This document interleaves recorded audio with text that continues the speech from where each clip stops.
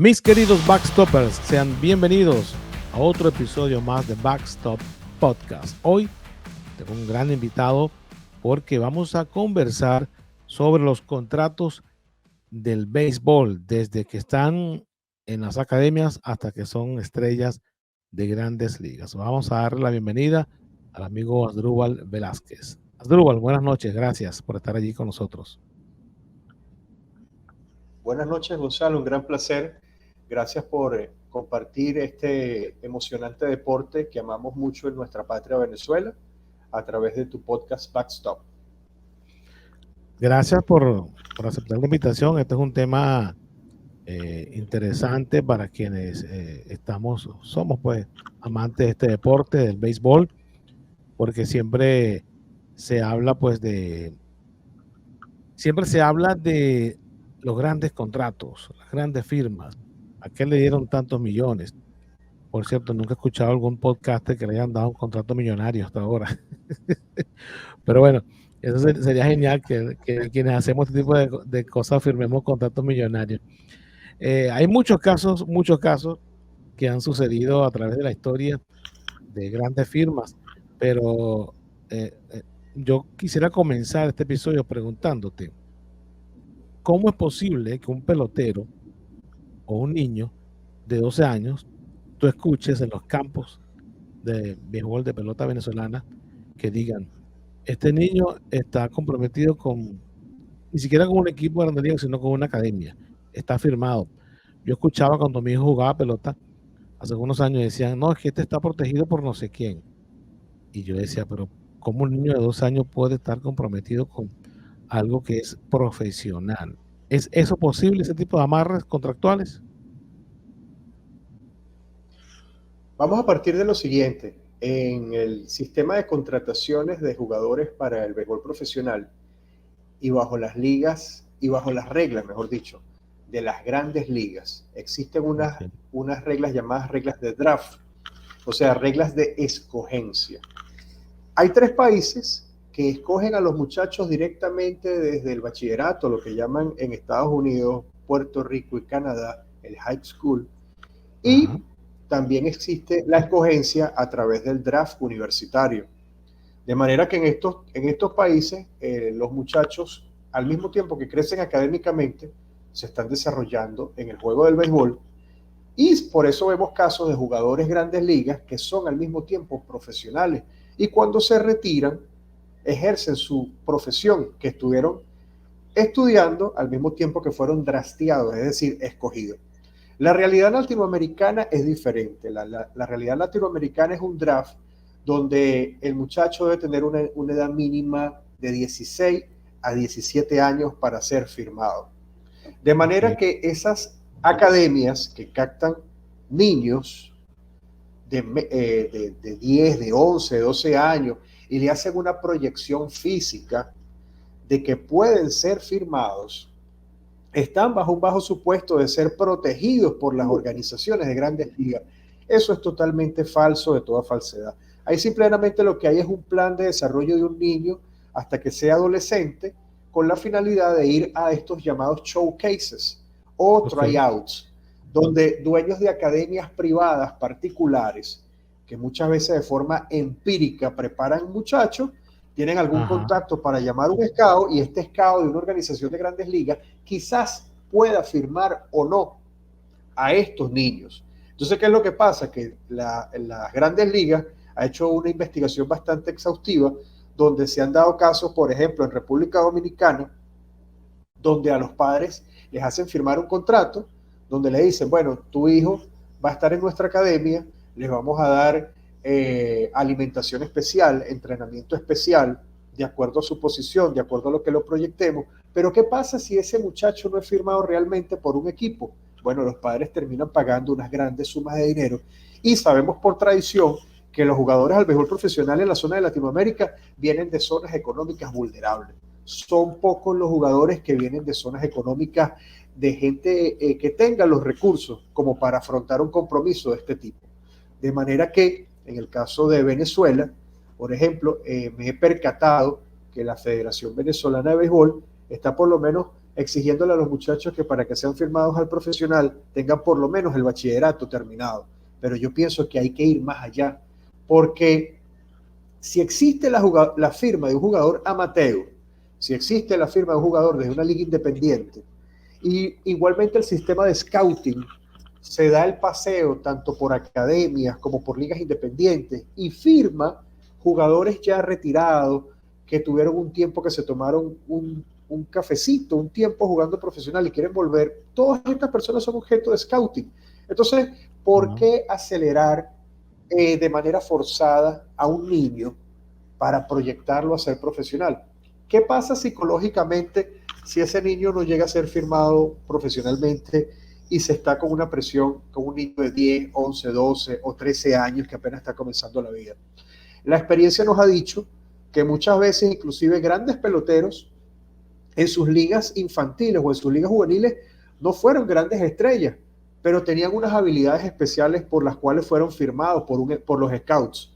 Por ejemplo, yo me recuerdo mucho la anécdota de la firma de Andrés Galarraga, que era gordito, que no tenía esa corpulencia que desarrolló con el tiempo. Entonces, claro, el pelotero nace, tiene habilidades especiales, pero no se puede sobreforzar. Entonces estamos viendo mucho también una fiebre de muchas familias que quieren que su hijo sea beisbolista profesional, porque ahí está el dinero. Pero realmente esto es algo que viene de forma innata, espontánea, y ya tenemos muchos ejemplos, y lo has visto, Gonzalo, en tu trayectoria. O sea, peloteros que no fueron a lo mejor a un nacional con los criollitos, sí, y fueron tremendas estrellas en las grandes ligas.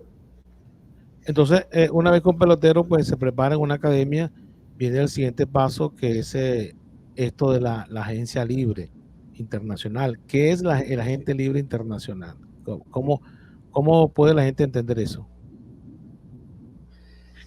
El agente libre internacional es aquel jugador que puede ser escauteado, escogido en países fuera de la jurisdicción tradicional de la Major League Baseball, es decir, fuera de Canadá, fuera de los Estados Unidos y fuera de Puerto Rico. Ese agente libre internacional puede ser un jugador que es firmado en las ligas del Caribe, desde academias de béisbol que estén en el Caribe. También existe el agente internacional firmado del béisbol cubano, del béisbol japonés y del béisbol también de Corea del Sur. ¿Okay? Si yo me fuese a hacer un orden jerárquico de las ligas más importantes a nivel mundial, las grandes ligas, el béisbol japonés, el béisbol de Corea del Sur, y esas tres ligas principales a donde se va a jugar béisbol, después de las ligas del Caribe. Más o menos ese sería el orden jerárquico. Entonces, hay muchas reglas de firma para estos jugadores internacionales. Por ejemplo, existe un sistema que es bastante protectivo cuando se va a firmar un jugador del Japón, un jugador de Corea del Sur, que tiene que por lo menos haber prestado servicio durante 9 años en su país natal, para luego optar a un sistema de puja, de subasta, donde los equipos de grandes ligas van a hacer una especie de puja o subasta, y la subasta más satisfactoria es la que va a ser aprobada por el comisionado o del béisbol de japonés o el béisbol de Corea del Sur. En el caso de Latinoamérica, bueno, el scouting puede venir porque ven al jugador directamente jugando aquí en las ligas profesionales de béisbol del Caribe, mediante contratos regularizados y de acuerdo a las reglas de la Confederación de Béisbol Profesional del Caribe. El béisbol cubano también tiene una regla parecida al béisbol de Corea del Sur y al béisbol de Japón. En la Federación del Béisbol Cubano, que es un béisbol que está equiparado a nivel amateur, no tiene carácter profesional, donde los salarios mensuales están alrededor de $50 mensuales, resulta atractivo para esa liga cobrar una tasa por la liberación de ese jugador cubano, para que llegue de una manera más regular y más decente, que como siempre se ha visto muchas veces, que es a través de la deserción del equipo olímpico cubano cuando van a determinado país a jugar, por ejemplo. Una pregunta, Druba. Y el otro sistema de draft es el que vemos en las academias. ¿sí? Exacto. Una preguntita. Sí. Un pelotero cubano que, como tú dices, tradicionalmente eran los que desertaban en las competencias o los que se escapaban de la isla por agua, ese tipo de cosas. Eh, y ahora está esa agencia libre, pero eso siempre ha existido, la posibilidad de contratar a peloteros cubanos a través de una agencia libre internacional, o eso es nuevo. Eso es nuevo, Eso es eso es nuevo. reciente, eso es un acuerdo firmado entre la Major League Baseball y la Federación Cubana de Béisbol. Eso no existía. Eso es un Okay. acuerdo nuevo, eso sí, hay una tasa de transferencia. Te permitimos que este jugador firme como jugador de las grandes ligas, pero el tal porcentaje de su contrato pasa como tasa de liberación a la Federación Cubana de Béisbol. Igualmente, cuando hacen la subasta en Japón o en Corea del Sur, igualmente las grandes ligas pagan una tasa de transferencia por ese jugador japonés o Eso, coreano que están contratando. eso lo paga el equipo que contrata al pelotero, que llega al acuerdo con el pelotero, imagino. Es, exactamente, Y, exactamente. y Entonces, por tenemos, eso es que vemos, y tenemos por eso es que vemos, recientemente algún disculpa, pelotero, disculpa, tenemos recientemente algún pelotero cubano que haya hecho su llegada a las mayores a través de esta figura. O todos son, ¿cómo se llama? O sea, replanteo. ¿Tenemos algún ejemplo de algún pelotero cubano reciente que haya firmado como agente libre desde Cuba y no afuera?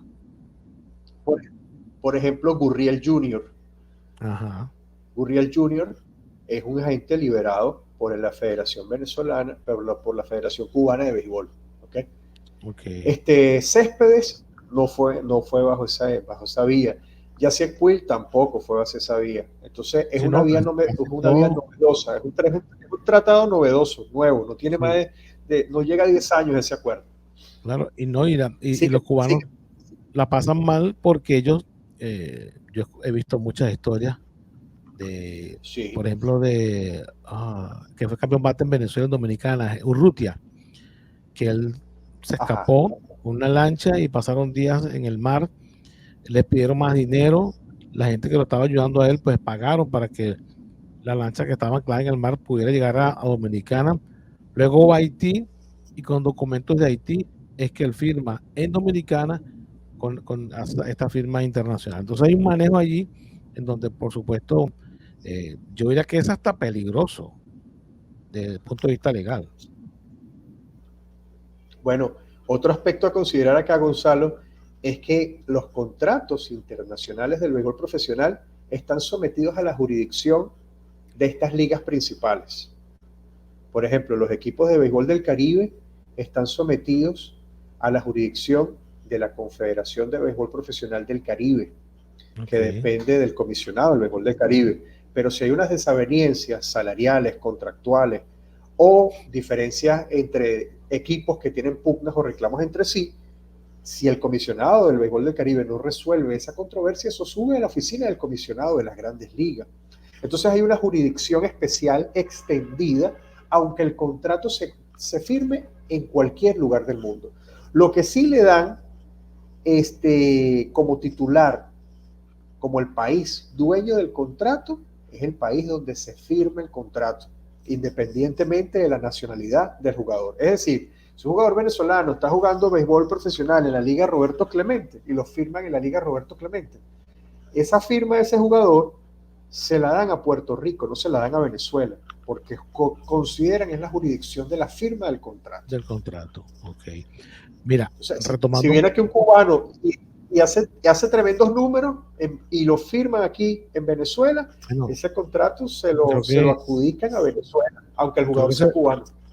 creo que ese es el caso de Adonis García. Él llegó a Venezuela, allí fue que lo firmó Magallanes y creo que allí fue donde logra firmar al béisbol organizado. Mira, una academia de Así béisbol, es. las academias de béisbol están inscritas en algún sistema o es simplemente un negocio independiente. ¿Cómo funciona desde el punto de vista jurídico una academia de béisbol? En el caso de Venezuela, que es el tema que es lo más cercano que tenemos, pues. Estas academias se firman a través de personas jurídicas naturales o la persona jurídica como tal, ¿ok? Personas que emprenden este negocio de captación de jóvenes, le colocan un nombre particular a la academia. Afortunadamente, la Federación Venezolana de Béisbol está haciendo un papel bastante excelente y bastante acucioso por la defensa de los derechos de los niños y adolescentes que están en estas academias. Pero se está viendo como un emprendimiento. Personas de poco o escaso conocimiento del béisbol o que nunca han jugado al béisbol, soñando con cobrar un porcentaje de la firma del jugador, han iniciado operaciones con estas academias. Pero lo que se debería es que finalmente es que el béisbol pase a ser considerado, para que tenga una mejor regulación, un deporte desde el punto de vista olímpico. Porque al estar el béisbol reconocido como un deporte olímpico, ya todas las reglas del juego, tanto de dopaje como de preparación del atleta, ya se tiene a un sistema de mayor regulación. No por parte del Estado, sino una regulación más seria a nivel deportivo. Entonces, en Venezuela estamos minados de academias de béisbol particulares, personas que son amigos de scouts y ofrecen la academia para que ese scout vaya en determinada fecha a ver un jugador proyectado por esta academia de forma empírica, porque muchas de ellas carecen del conocimiento que tiene un verdadero scout, o como aquellas otroras academias establecidas en el país, porque antes en Venezuela los jugadores venezolanos no tenían necesidad de ir a República Dominicana, porque en Venezuela teníamos la academia de los Astros de Houston, de los Phillies, de muchos equipos que cerraron sus academias en Venezuela y están en otros países. ¿Ok? Eso es un hecho público y notorio. Aquí los muchachos salían directamente firmados en Venezuela, formados en las academias y de una vez su avión a los Estados Unidos. Ahora pasan a Dominicana, donde han crecido las academias de Major League Baseball, no academias privadas como en Venezuela, inclusive el fenómeno del béisbol en Colombia. Ahora se están haciendo tryouts o showcases para ver talento venezolano que tienen que ir a un tryout en Cúcuta, en Santa Marta, un país que es tradicionalmente jugador de fútbol, y entonces se está dando ese fenómeno que también ha despertado aún más el interés de los colombianos por el béisbol, y estamos viendo igualmente un crecimiento, pero incidental, digamos, porque el venezolano ahora está viajando allá forzosamente a que lo vean como un futuro prospecto del béisbol profesional. Entonces los colombianos se están dando cuenta, mira, nos están viendo los jugadores aquí en nuestra propia tierra, vamos a prepararlo nosotros también, y bueno, se dan esos tryout en Cúcuta, en Santa Marta, en Medellín, que es una zona futbolista. En Medellín he leído que se hacen tryout. Una cosita que ahora que hablamos de esto, un peloterito de 13, 14 años ya puede tener un agente, entre comillas, un representante, alguien que lo represente ante... eso también lo he escuchado yo. Bueno, eso es parte de la problemática latinoamericana. Un muchacho de 13, 14 años, ¿en qué año de bachillerato está? Segundo o tercer año. Segundo o tercer año. Si se sigue proyectando a la fecha de la firma real, que es entre los 16 y los 17, ¿qué es lo que dicen en una familia de escasos recursos? Si ven que el muchacho tiene proyección, lo dejan en la academia, 13, 14, 15, y cuando llega a los 16 años, es el momento para invitar al scout para que le vea si en realidad puede proyectar al profesional. Pero ¿qué pasa si no? Exacto. Porque el porcentaje de firmas reales es poco. ¿Qué pasa si no? Y ese muchacho deja los estudios de bachillerato. Afortunadamente la Federación Venezolana de Béisbol está inculcando esa cultura de que los muchachos por lo menos tengan el bachillerato terminado. Pero esto tiene que ir más allá. Eso tiene que ir más allá para evitar ese tipo de... Sería excelente un draft a nivel universitario en Venezuela, de manera que el muchacho juegue durante su bachillerato, vaya a la universidad también y tenga un desarrollo integral académico y en el deporte. Pero para que eso se dé, pues se requiere una estructura y una infraestructura, una liga universitaria, y no está fácil hacer eso en Venezuela. Pero sería lo ideal, que los muchachos salgan de allí de eso. Aquí, por ejemplo, en Estados Unidos, yo he visto que el béisbol de los niños, digamos que esa en teoría yo lo veo como normal. Cuando entran al high school, ya se pone la cosa seria, tanto en béisbol como en todos los deportes que ellos practican. Se ven ligas de mucho nivel, y se ven peloteros espectaculares. Yo he visto juegos aquí de high school con muchachos que están de 16, 17 años que pudieran ser firmas. Sin embargo, ellos no firman, la mayoría se va por su universidad o su college y siguen jugando la pelota, pero sería ideal tener esa estructura de ¿cómo se llama? En la pelota venezolana. Para hacer...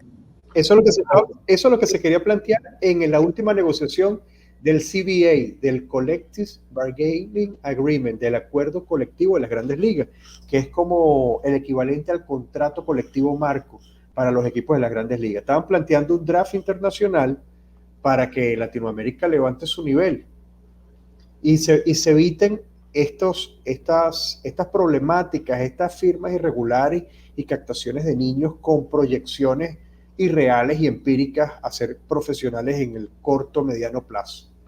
Bueno, sí, como pasó también en Dominicana, que algunos peloteros pues se alteraron la edad, y yo escuché una entrevista con un dominicano, un preparador, que él decía que él ha visto niños de 13, 14 años compitiendo contra muchachos de 18 años. Entonces dice que no es igual porque el 18 está formado, es mucho más, tiene más fortaleza. Entonces ese muchacho de 18 años que dice tener 14, le quita la oportunidad al de 14 que está en pleno desarrollo. Bueno, entonces, de 14 años todavía no está dentro de la regla draft de las grandes ligas para ser firmado. Entre los 16 y los 17. Entonces, pero bueno, ya también descubrieron casos de firmas de jugadores que pasan de los 20 años. Entonces ahí hay un fraude al contrato, y recientemente anularon unos contratos de unos jóvenes dominicanos que ni siquiera eran de 18, eran pasados de los 20 años.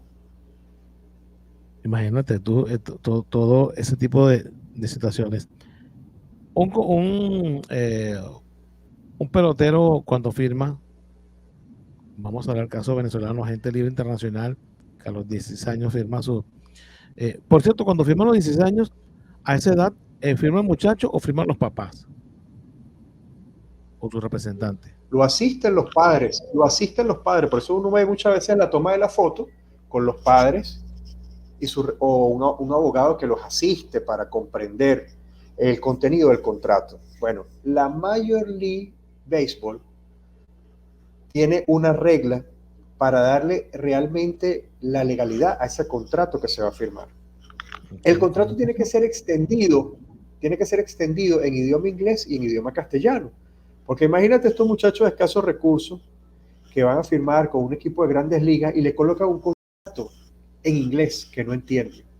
Entonces, el contrato debe ser firmado en ambos idiomas. Si lo firma en inglés, pero no lo firma en castellano, que es su idioma nativo, se considera agente libre, que es el contrato sin efecto y puede ser firmado por otro equipo que le coloque los dos el mismo contrato en inglés y en castellano. Igualmente, los importados que vienen a jugar aquí a Venezuela, el contrato es en inglés y en castellano por órdenes del comisionado del béisbol del Caribe y más arriba por el comisionado de las grandes ligas. Entonces, si le colocan un solo contrato en un solo idioma, ese importado queda libre y puede ser tomado por cualquier otro equipo de la Confederación del Caribe. Entonces, hay ciertos tecnicismos que no son de conocimiento público y notorio, pero tienen un efecto en el perfeccionamiento de esos contratos. Un pelotero que está firmado, en este caso, 16 años, ese muchacho, le dan su bono millonario de 2, 3, hasta 4 millones de dólares por la firma. ¿Ese contrato, ese dinero está garantizado para ese muchacho? Ese bono es el bono por la firma, está garantizado. Por eso es que también vemos que estas academias que los proyectan en unos aspectos sí y en otros aspectos no.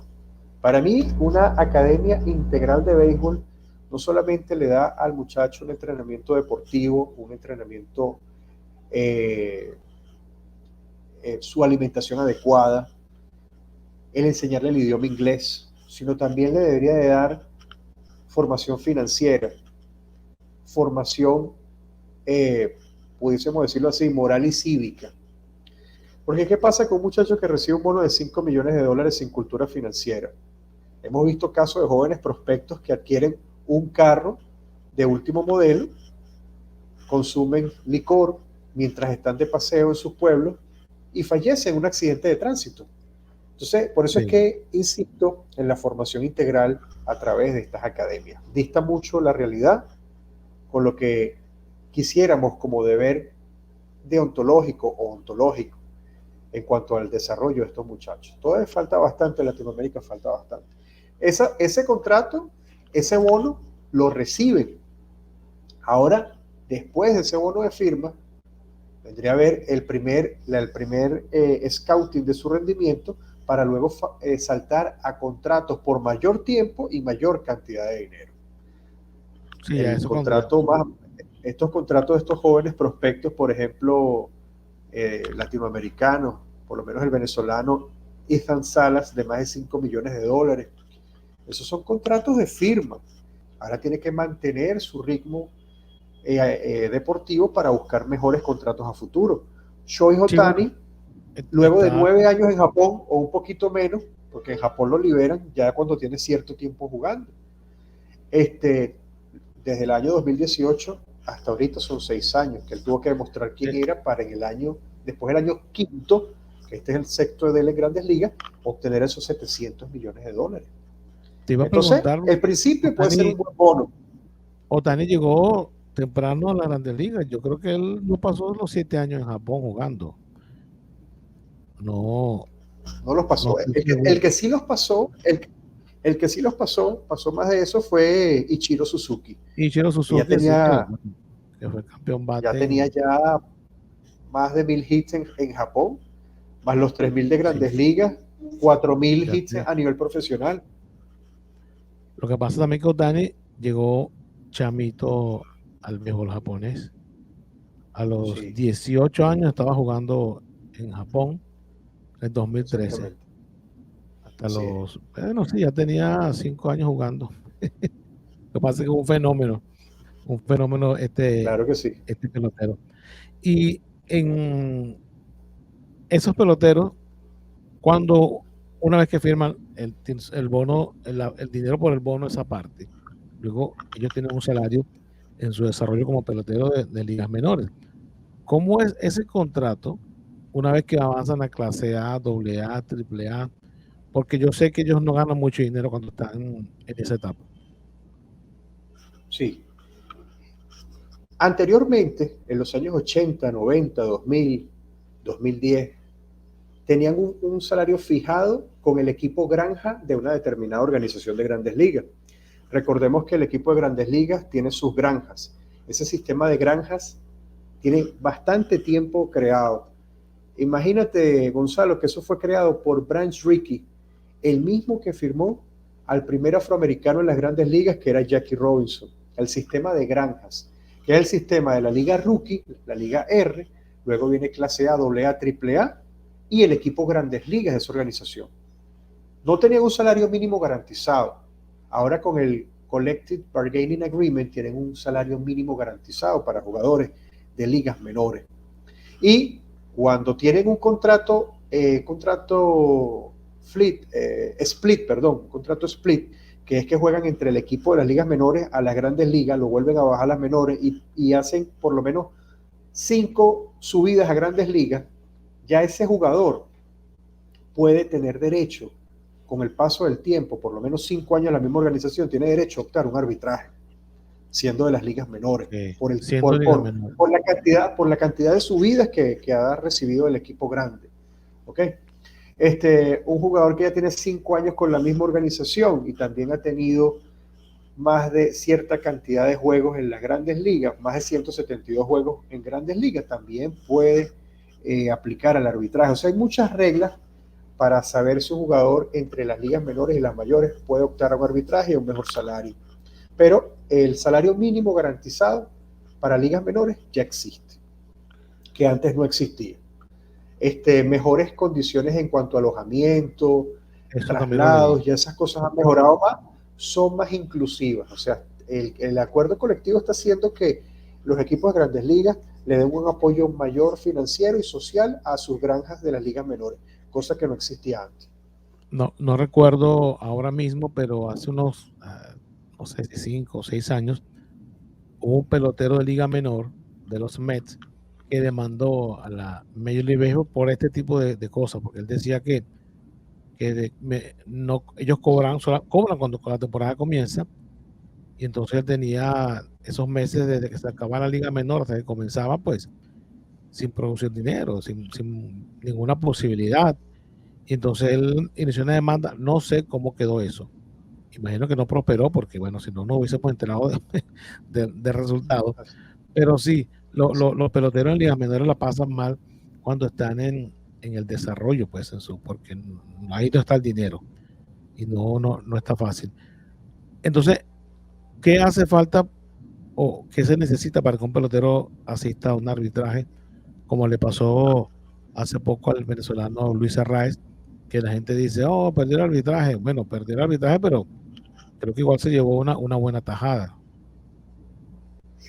Bueno, el arbitraje es un proceso que yo lo considero de una licitación cerrada, en el sentido de que el jugador que va al arbitraje no puede llevar estadísticas de rendimiento de páginas no autorizadas por las grandes ligas y sobre todo páginas de suscripción. Esas páginas de suscripción son páginas pagas de estadísticas de jugadores de grandes ligas. Esas estadísticas sí son válidas para que el jugador reclame un mejor salario a través del arbitraje.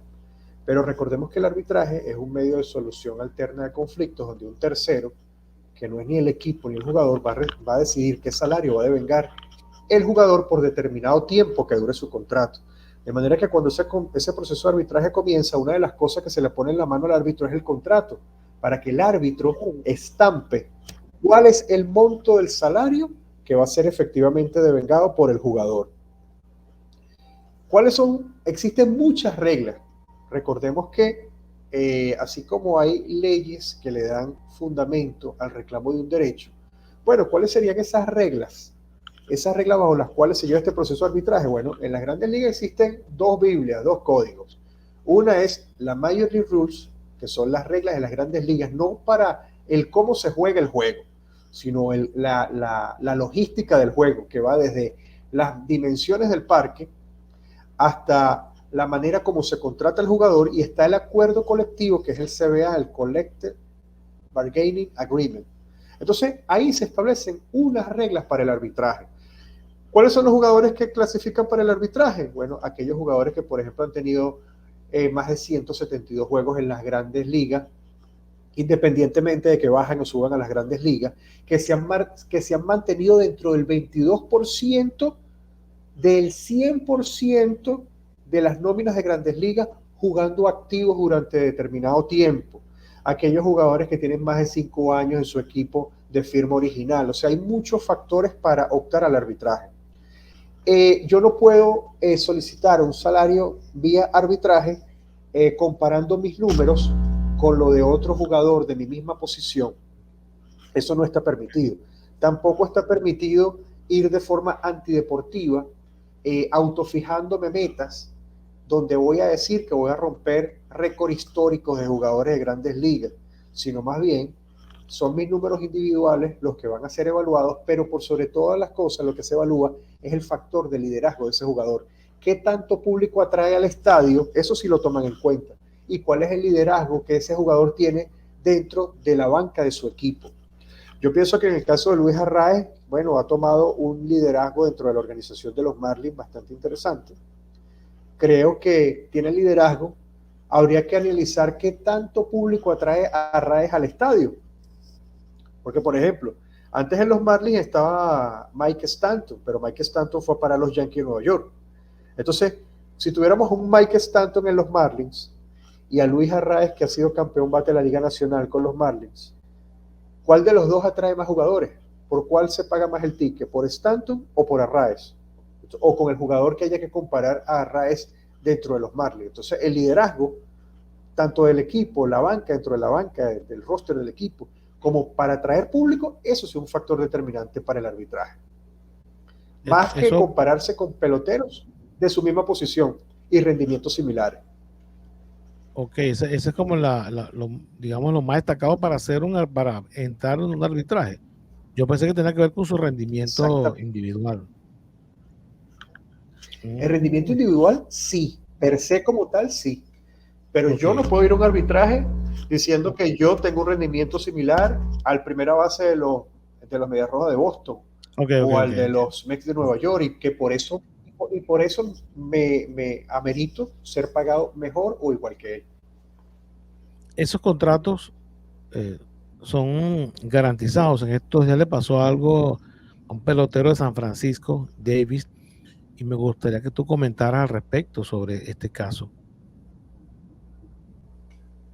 En el caso de J.D. Davis, lo que sucedió con este jugador es que existe un vacío legal. Un vacío Ok, legal donde se dice que lo que se garantiza como salario es lo que se negocia a través de un contrato. Y tiene lógica, porque el arbitraje no tiene un monto de contrato garantizado.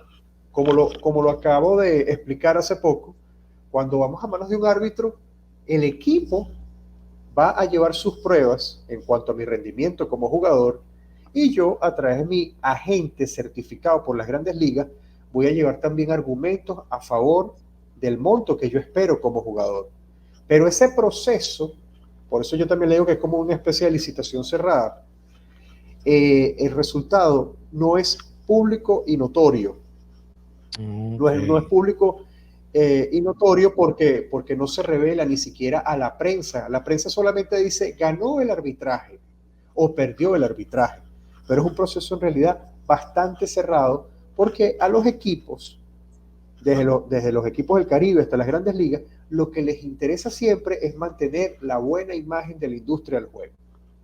Oye, eso lo discutí en estos días con unos amigos sobre el caso de Otani que está en boga ahora mismo.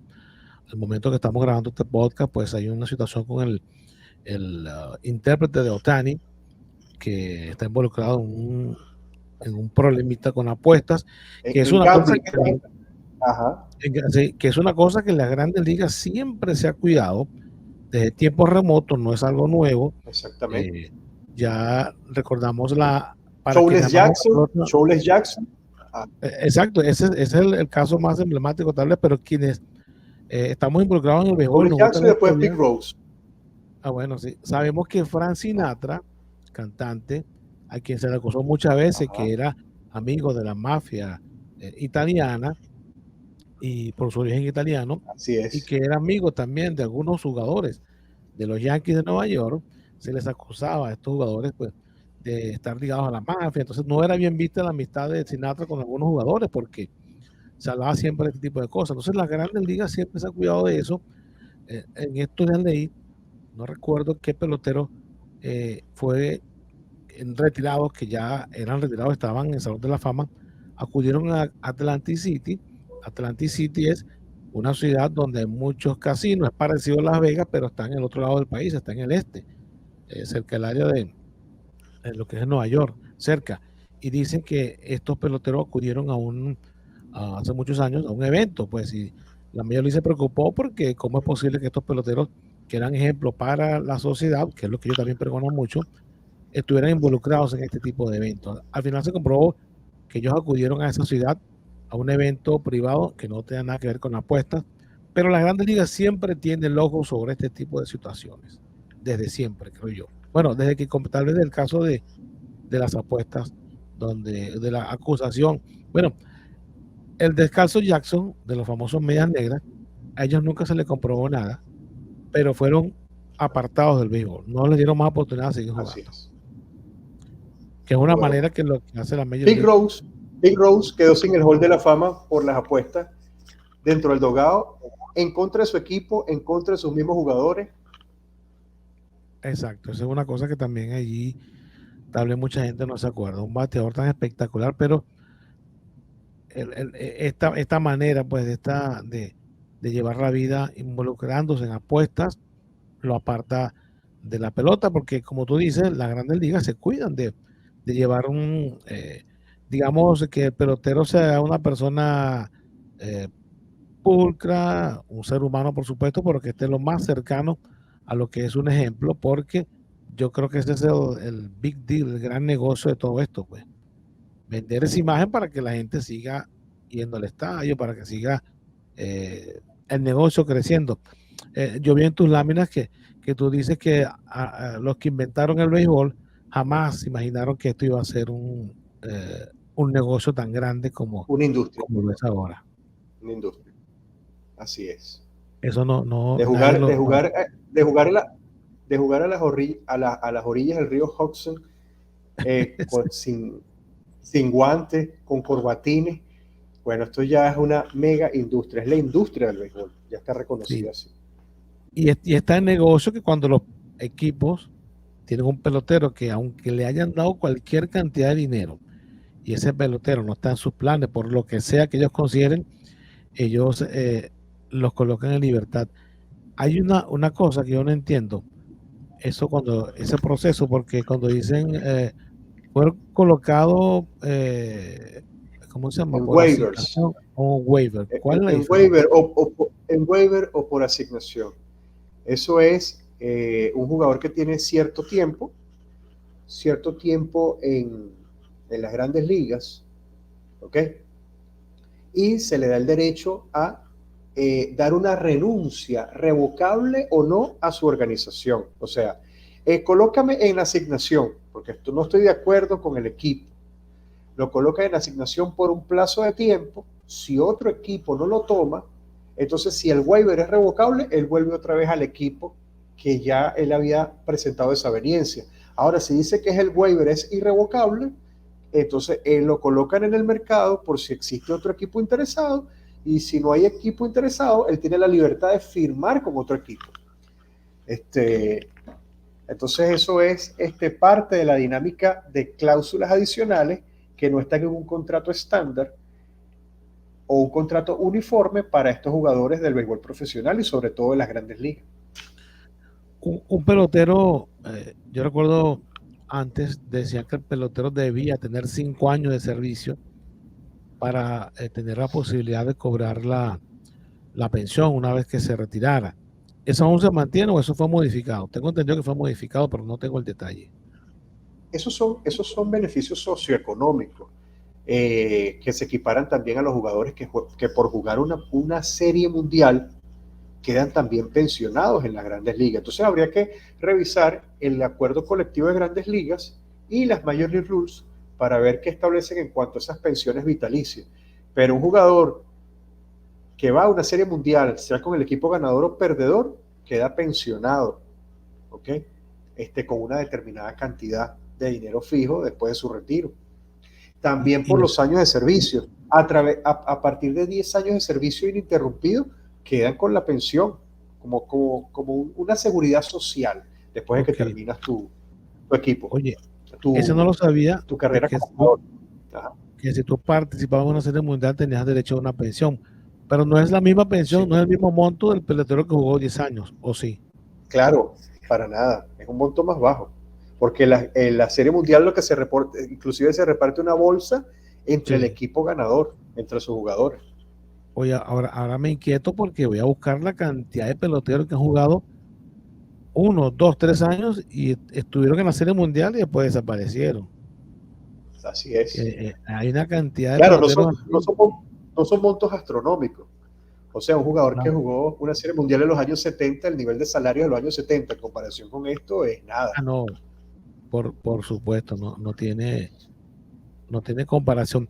Hay un caso, cuando uno habla de contrato de béisbol de grandes ligas, hay un caso ícono que uno siente que nunca pasa de moda. Y yo me preguntaba, bueno, ¿hasta cuándo este señor recibe cheques? Es el caso de Bobby Bonilla, que todos los años... Bobby Bonilla. Bonilla, que por cierto ganó una serie mundial con los Marlins también. O sea que también tiene su bono garantizado ahí. Pero si tú recibes todos los años $1.100.000, ya la busco por aquí. $131,000, creo que es el monto, sí. Este es el monto. $1.193.248.20. Y por supuesto la gran sonrisa anual. Exactamente. ¿Por qué pasa eso? Y las caricaturas y los memes. Sí. Bueno, esto es una cláusula especial en ejecución llamado pago diferido. ¿Qué fue lo que pasó con Bobby Bonilla? A Bobby Bonilla lo firman los Mets de Nueva York. El dueño del equipo tenía unas operaciones bursátiles con el famoso inversionista de la bolsa del Wall Street, Bernard Madoff. Entonces agarró el dinero del equipo para invertirlo en operaciones bursátiles. No podía retirar el dinero hasta que se le dieran sus ganancias, sus réditos, sus pagos de intereses. Y el agente de Bobby Bonilla, Dennis Gilbert, dijo: le debes dinero a mi representado, hay un pago diferido acá. Entonces los Mets acordaron, como pago de daño y perjuicio, de no haberle pagado el contrato cuando correspondía, hacer un pago de interés compuesto que se ha extendido hasta la presente fecha por esa cantidad que apareció en la pantalla, como un pago de daño y perjuicio por no pagar el salario del contrato en el momento que se debía. O sea, ahí tenemos un daño y perjuicio aplicado y ejecutado a favor de Bobby Bonilla. ¿Por qué? Porque cuando Bobby Bonilla quería cobrar el dinero, el dueño de los Mets dijo: un momentico, yo tengo ese dinero, eso es intramuro, ¿no? Eso no fue público, esa conversación. Fue con el agente del jugador: mire, yo tengo ese dinero invertido, estoy esperando que me rinda fruto, y cuando me rinda fruto le pago a Bobby. Y el agente dijo: no, los daños y perjuicios es un pago diferido. Entonces hay muchas, ese origen de la cláusula Bobby Bonilla, del día de Bobby Bonilla, se ha trasladado a modernizar la figura de los pagos diferidos a otro tipo de jugador. Entonces, por ejemplo, dicen: bueno, el contrato, por ejemplo, a Shohei Ohtani le pueden dar $700 millones, pero condicionado a rendimiento. Y eso no lo sabe uno. Pueden ser $700 millones pagaderos en tantas cuotas, de acuerdo a tu rendimiento, de acuerdo a tu performance con los Dodgers de Los Ángeles. Y si no das ese performance, entonces esos pagos diferidos tampoco se te van a cancelar. Entonces hay mucha creatividad con las cláusulas fuera del contrato estándar de cada jugador de Grandes Ligas.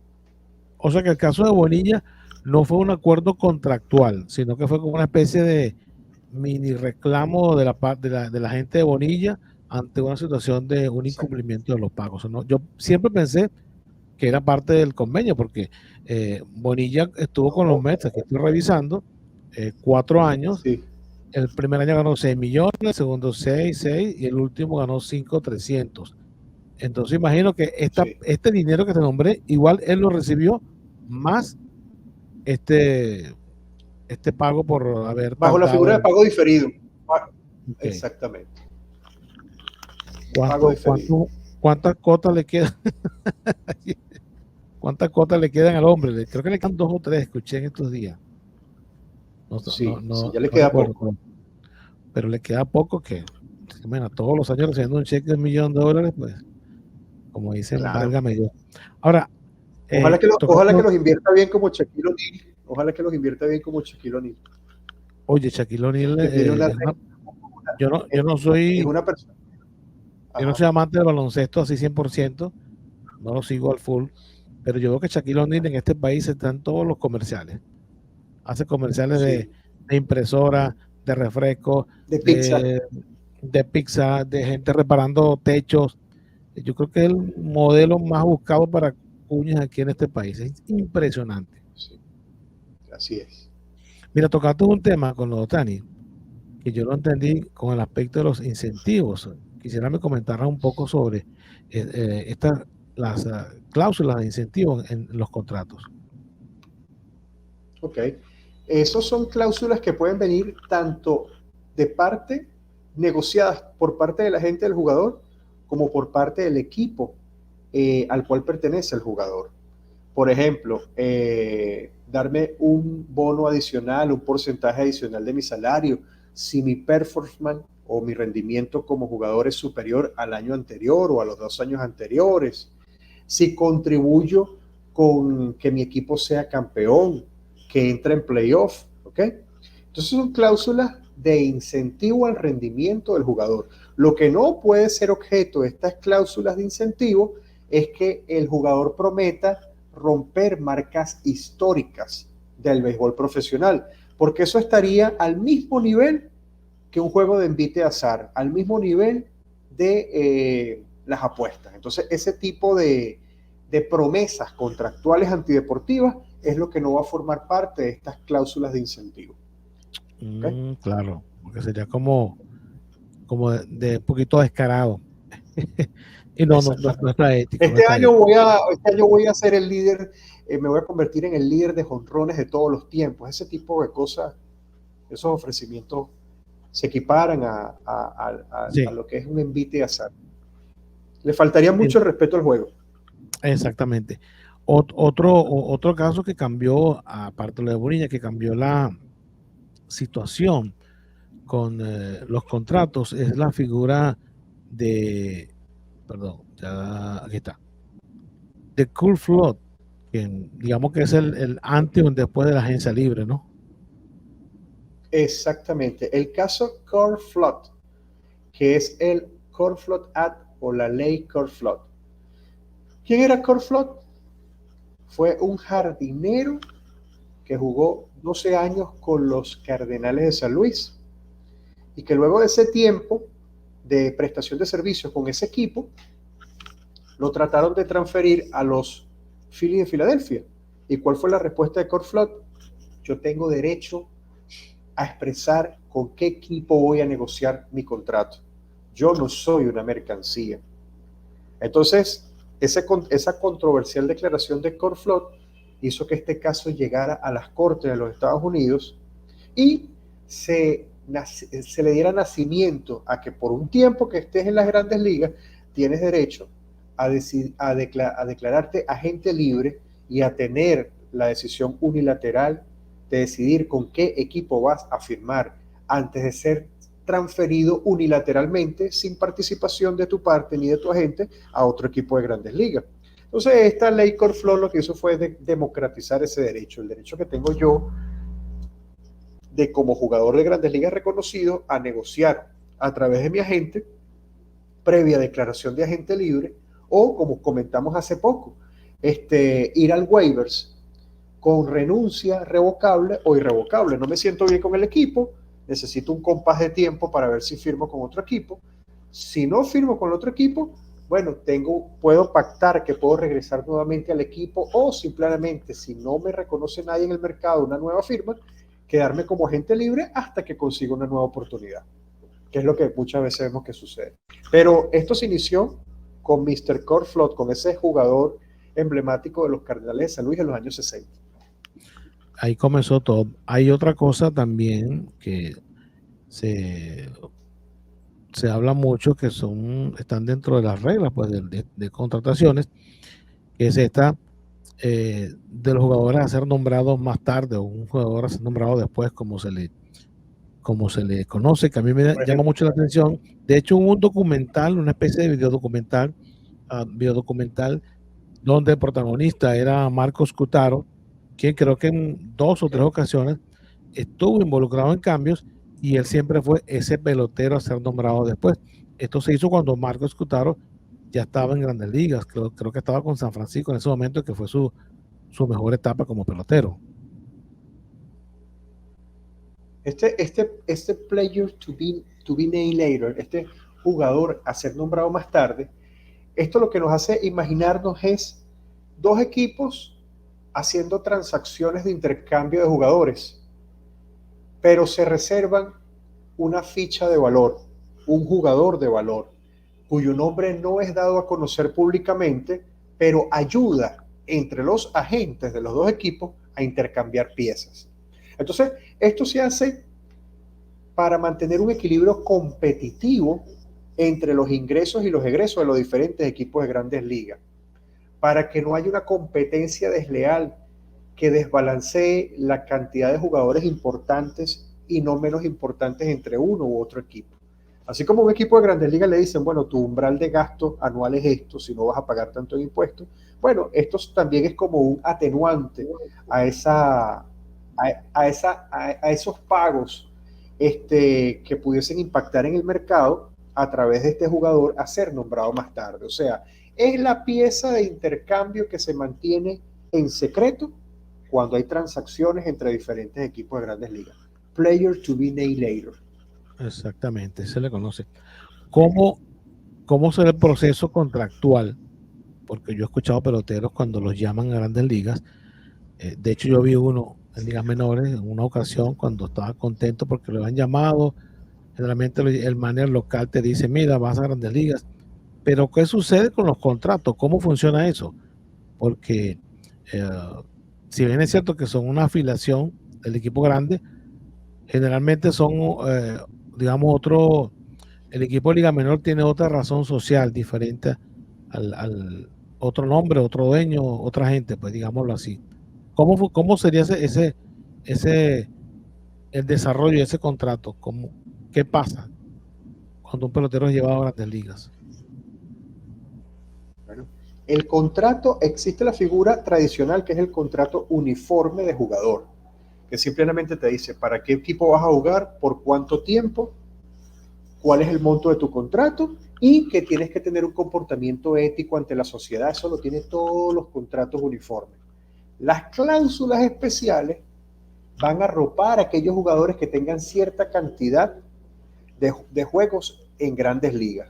Esto es, una estadía mayor a 172 días, pertenecer al 22% activo, al 100% del grupal de jugadores activos en las grandes ligas, haber subido o bajado entre el equipo de ligas mayores y menores tantas veces. O sea, hay muchas condiciones.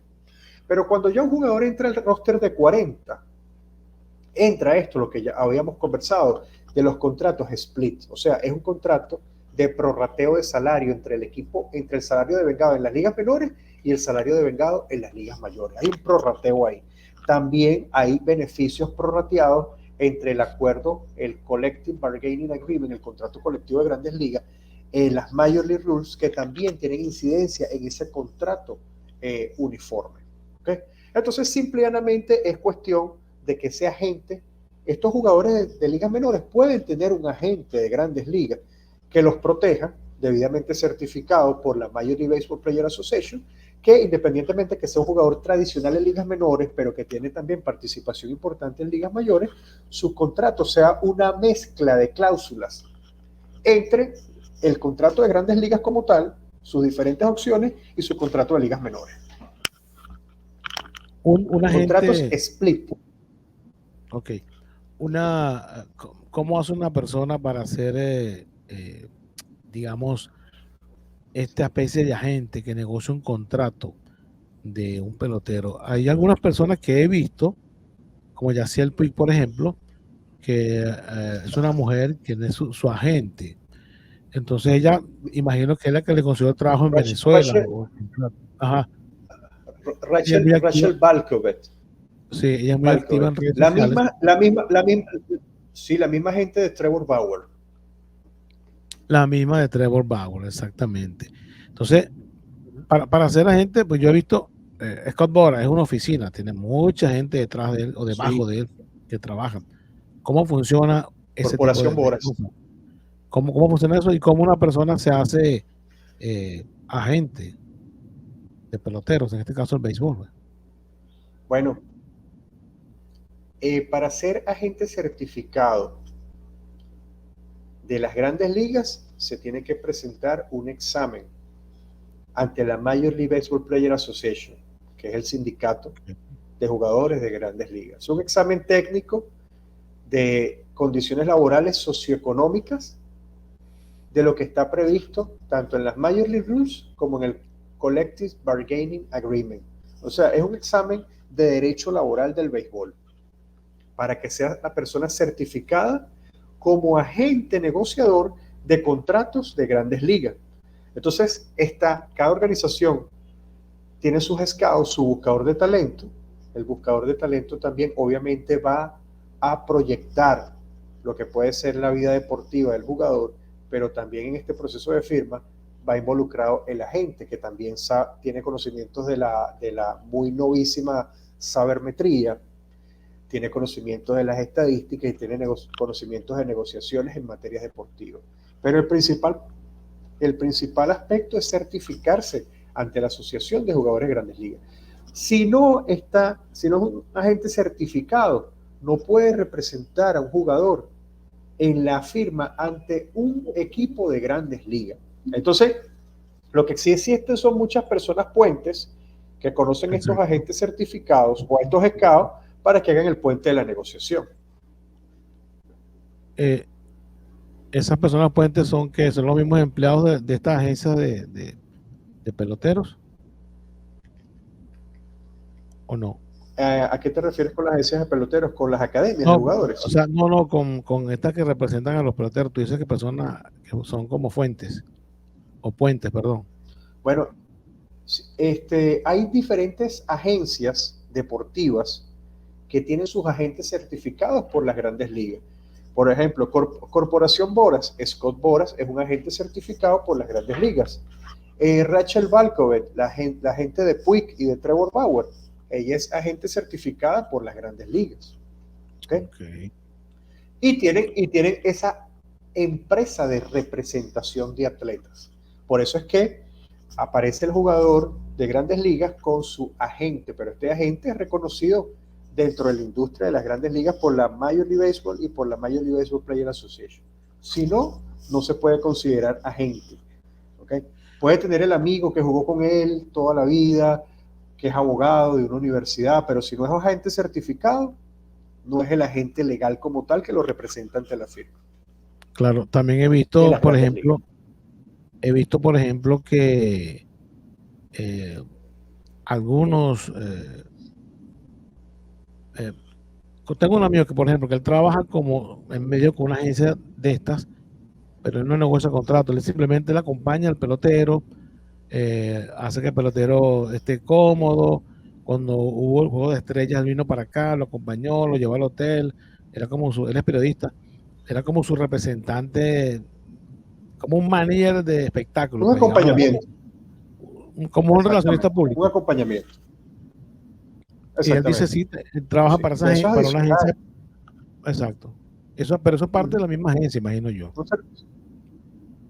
Sí, servicios. Hay muchas agencias de estas que tienen la parte financiera, donde además de representar al jugador ante el equipo de Grandes Ligas, lo representan, tienen un agente inmobiliario que le hace las inversiones inmobiliarias, tienen un agente financiero que le enseña cómo invertir su dinero en el mercado financiero internacional. O sea, es el abanico de servicios a favor del jugador.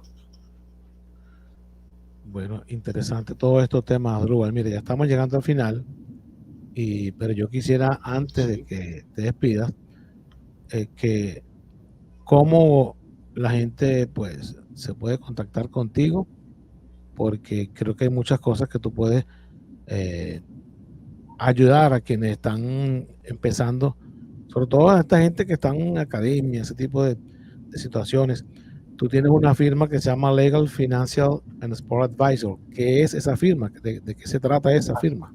Así es.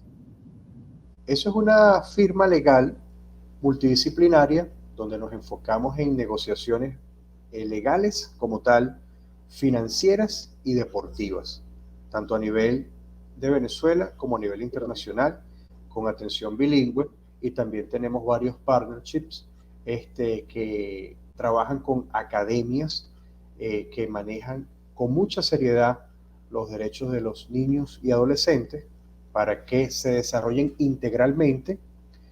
En el caso de que este sueño de no llegar al profesional o a las grandes ligas no sea cubierto, pues, ¿ok? Entonces nos enfocamos en ese acompañamiento outsourcing, ese acompañamiento especializado en estas áreas de las negociaciones. Nos pueden contactar a través de nuestro Instagram, @Legal Financial Sports Advisors. También tenemos la cuenta Twitter, L Sport Advisors. Y ahí tienen nuestros teléfonos de contacto vía WhatsApp y también la dirección de nuestra oficina acá en Caracas. Con mucho gusto en todo lo que tenga que ser el acompañamiento para padres y representantes que deseen que los derechos de sus hijos sean realmente resguardados con un desarrollo integral mental y psicológico acorde a lo que se espera para un buen ciudadano a futuro, porque a través del deporte lo que queremos es mejores ciudadanos. Estén en las grandes ligas o no, eso es lo que deseamos para un mundo mejor. Así que agradecido, Gonzalo, por esta excelente oportunidad de compartir estos conocimientos que no son estáticos, son dinámicos, porque las negociaciones son dinámicas, son multidisciplinarias y el mundo va hacia eso, y más con el béisbol. El béisbol ahorita se está globalizando muchísimo, hay ligas europeas que están naciendo, hay ligas asiáticas que están agarrando mucho renombre, de manera que el campo del béisbol profesional a través de las contrataciones internacionales llegó para quedarse y llegó para crecer, así como llegaron las tecnologías, bueno, así llegó también el béisbol con su globalización. Y para una muestra un botón, en las grandes ligas está globalizando las aperturas de sus campeonatos regulares. Tenemos ahorita la serie de Corea. En República Dominicana, cerca de acá, de Caracas, se jugó también unos importantes partidos de grandes ligas, y el béisbol se está globalizando. El béisbol es una industria, ya no solamente los Estados Unidos, sino una industria global. Y bueno, tenemos mucho que compartir y disertar en los años por venir. Así que lo mejor para ti, Gonzalo, para tu equipo, y el mejor de los éxitos, y agradecido por la oportunidad. No, gracias a ti, Adrubal, por tu tiempo, por tu conocimiento, por tu aporte. Te voy a decir que desbloqueaste en mi mente eso de Bobby Bonilla, de ese contrato millonario, que yo pensé que era parte de un acuerdo del contrato en sí, pero fue otra cosa que sucedió, y hay que felicitar a esa gente que lo renegoció muy bien y dijo, bueno, porque son como 20 años que tiene ese hombre cobrando ahí ese cheque. Me parece espectacular. Bueno, si tienes la oportunidad de ir al Dodger Stadium, Dennis Gilbert, el agente de Bobby Bonilla, se sentaba siempre muy cercano a aquel scout muy famoso llamado Mike Brito, el del sombrerito blanco. Ya que se la pasaba con la pistola en Dodger Stadium. Este mismo. Sí. Este mismo, sí que. Dennis Gilbert. Bueno, no sabe ese cuento, pero un tremendo agente porque resolvió eso de manera espectacular. Lo que todo el mundo quiere cuando uno tiene a alguien que lo represente en la finanza, que la decisión que tome, bueno, le produzca más ganancias. Bueno, aquí estamos a la espera de que vengan a gente para los podcasts y nos pongan a producir. Gracias, Adrubal Velázquez, amigos. Un gran episodio. Hemos aprendido bastante de la parte legal del béisbol, lo que está detrás, lo que ustedes no ven, lo que uno no sabe, lo que uno no escucha, es a través de Adrubal que lo hemos aprendido. Gracias. Será entonces hasta una próxima oportunidad y volveremos la próxima semana con otro episodio de Backstop Podcast. Hasta entonces.